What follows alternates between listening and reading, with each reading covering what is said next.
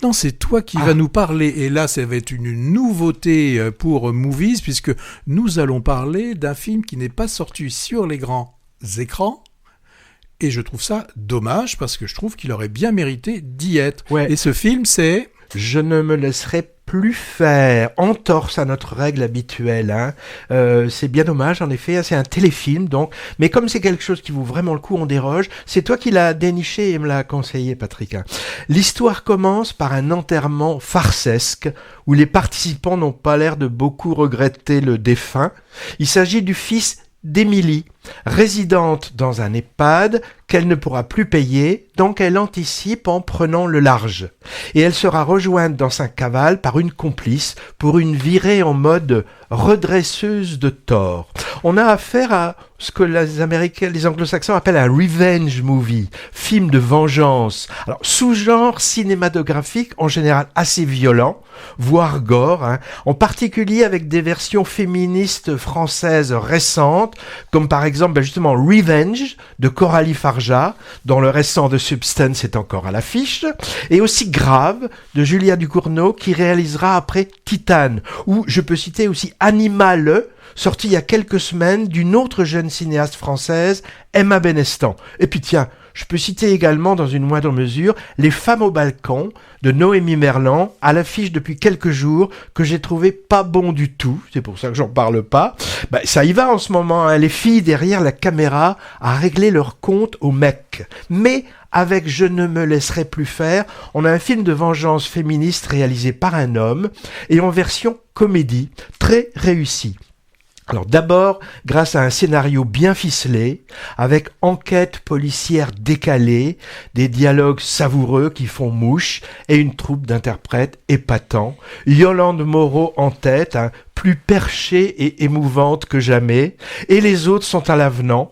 Quelques camarades de Yolande Moreau de la période des chiens, la fameuse vignette télévisuelle qu'il avait révélée, Laure Calamy, rayonnante, Raphaël Quenard, très bien ici. Oui, là, il est bien. Oui, il est en très flic bien. complètement à l'ouest, Anna Bougaliste et sa voix d'outre-tombe, Alison Wheeler en tenancière d'EHPAD, très drôle, et aussi Jonathan Cohen qui nous fait quelques apparitions hilarantes. Oui. C'est signé Gustave Kerven, sans son comparse Benoît Delépine, mais dans la même veine de leur comédie en duo qui évoque les gens de peu, des laissés pour compte de la société et les abus qu'ils subissent. Et ces abus sont nombreux à être pointés dans le film, hein, ceux d'hommes sur les femmes, d'adultes sur des enfants, de patrons vis-à-vis de leurs employés, de propriétaires vis-à-vis de leurs locataires, et de jeunes sur les vieux. Bref, tout y passe avec drôlerie et férocité. Ça rappelle évidemment les films de nos deux résidents de la présipauté du Groland, hein, comme Mammouth, Louise Michel, avec la même Yolande Moreau, ou Le Grand Soir et Effacer l'historique, satire sociale et politique, parfois un peu facile, c'est vrai, mais très efficace. Je rajoute que le film se double d'une belle histoire d'amitié féminine transgénérationnelle. Je ne me laisserai plus faire est malheureusement visible uniquement en version petit écran sur arte.tv. Pas facile de naviguer sur leur site, hein. On doit tout passer en revue quand on cherche quelque chose de précis. Là, il faut aller dans l'onglet fiction, série et pas cinéma. Je sais pas jusqu'à quand c'est disponible, hein, mais pour rire lors des fêtes de fin d'année, ça changerait des sempiternelles rediffusions du Père Noël est une ordure. Un mot rajouté, Patrick ?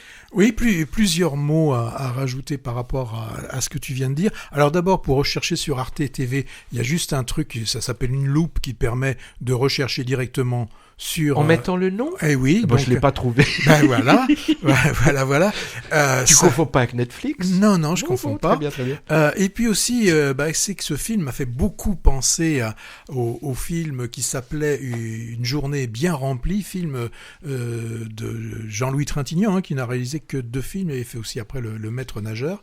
Et là, c'était l'histoire justement d'un homme qui partait pour aller venger son fils qui avait été condamné, et donc il allait voir tous les membres qui composaient le jury pour aller les descendre. Donc un revenge movie. C'était un revenge movie avec de l'humour très noir, et c'était merveilleux. Alors là, le film aussi, c'est assez jouissif de voir ce que peut demander par exemple Yolande Moreau à un de ses anciens camarades de classe, j'en dirai pas plus, mais c'est assez drôle ce qu'elle peut lui demander.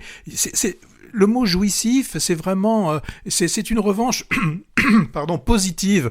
Vraiment, toutes ces personnes ont fait souffrir Yolande Moreau, et là, eh bien, elle décide de se venger, mais je dirais qu'elle se venge sans méchanceté. C'est ça aussi qui est intéressant. Elle se venge, elle remet les pendules à l'heure, mais elle est pas méchante, elle, par rapport à ce qu'on a pu lui faire.